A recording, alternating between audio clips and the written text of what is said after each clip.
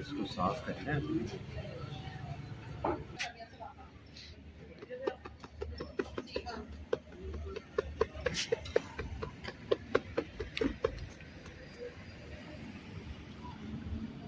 ये बहुत गंदा हो जाता है, इसको साफ करना होता है, प्रॉपरली झाड़ना पूंजना पड़ता है, ठीक है। और इसको पानी से भी धोया जा सकता है, ठीक है। और ये बहुत ज़रूरी होता है।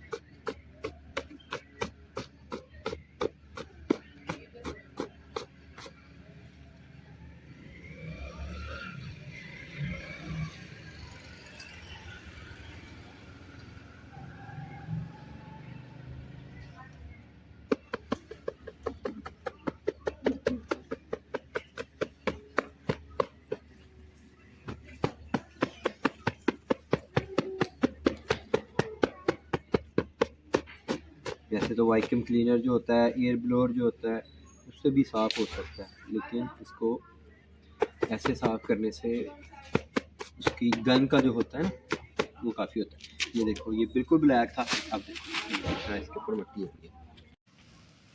और ना प्लेट के ऊपर तेल है।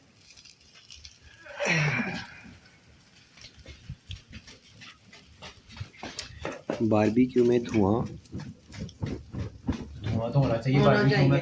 धुआं पहली दफा करन लगे हो? नहीं। इधर ना ना रख बेटा, उधर बाप दे कोल रख। मैंने उठा के उतारनी। चल और लगा, अभी वो ये लगी हुई।